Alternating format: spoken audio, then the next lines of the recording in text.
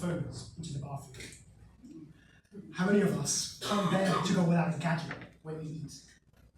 And how many of us, when we need to sit down and get to work, feel pulled in 5, 6 different directions by all the distractions that exist in today's world? Ladies and gentlemen, our attention is being monetized.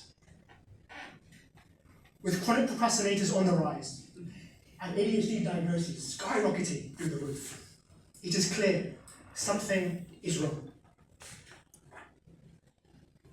Behind me are some images of the brain from a study trying to find the correlation between distraction usage, Instagram, social media, video gaming, all the like, and addictive tendencies. And what they have found, time and time again, are that these distractions, they're like a drug.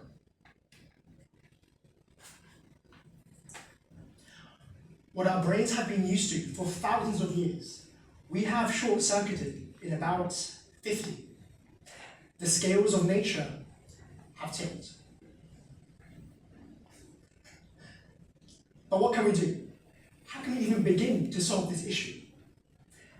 That's where we come in. Say hello to Halo.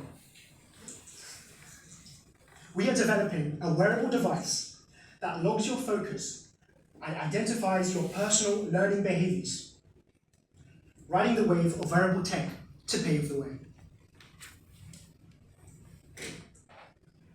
To test our proof of concept, we used OpenBCI's headset, one of the most popular commercial headsets available. And it's great. It's hackable, which is very useful in our prototyping. And as you can clearly tell, it's bulky. Not many students are aware of this. What Apple Watch did for heart health, we're doing for brain health. This is our first iteration in trying to slim down the design of the form factor of this headset. It's our first step in trying to create a truly wear-and-go device. And this is OpenBCI software.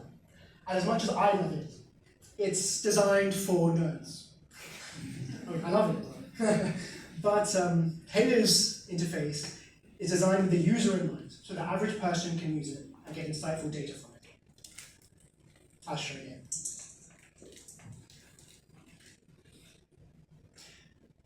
Over just a month given to us, we spent the first half trying to research and brainstorm, and the second half developing the prototype, the hardware and software. Imagine what we could do by the end of next year to align with our vision in creating a virtually invisible, weightless device. And this is our timeline. With your money, we will be able to focus on slimming down the form factor even more, and also help redesign the biosensor chip. This is probably the most expensive part of this project. This is a thing that reads the physiological data and then able to just does all the signal processing for you. We can use this and redesign it to fit the continual changes in our design.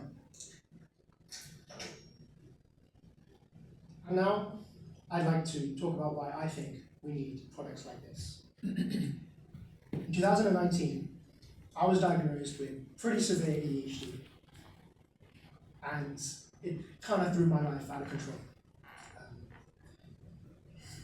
It was like I was in the backseat of my own life, like a form of paralysis, a disconnect between my mind, my heart, and my hands.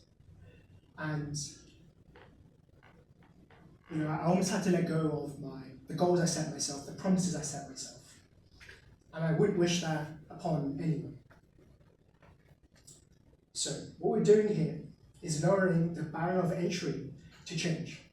And I wish I had a tool like this to help me better understand myself and to help me better understand my brain. So today, I implore you to please join me on my mission, on our mission, to help change, making change easier. Thank you very much.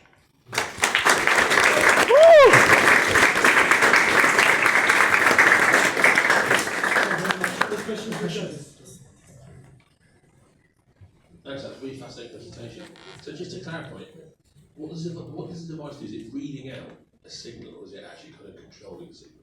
So it's the headset for this one uses established EEG technology, so electrical signals from the brain. It splits it out into a few channels, and there are some categories of brainwaves, so alpha, beta, and gamma. Those three I mentioned are responsible for focus, or primarily at least. So yes, electrical signals from the brain. Is it measuring them, or actually kind of controlling what they are eventually? It's measuring. Yeah. Okay. Thank you. Yeah, so there's obviously quite a big difference in the OpenBCI headset and your initial prototype. So how does that affect the quality of the data that you get? Because the positioning of the sensors is obviously localized to your device. Like, will it give you the quality of data that you're looking for when you try and make the smaller form factor? Okay, so I think I'll pass it on to August, but I'll tell you what I know about this. So actually, focus is a very complicated matter in the brain. Right now, visual focus exists in the frontal cortex, prefrontal cortex. However, audio focus, so when you're listening to something, triggers different regions of your brain. And this here is primarily for the forehead. And what we have found is that other companies like Neural, they have headphones, but the hair gets in the way, and that is bound to reduce the quality and accuracy of the readings that you're going to get. So to ensure this, we are trying to focus right now on the forehead to ensure that we have the best quality readings ever. Thank you very much.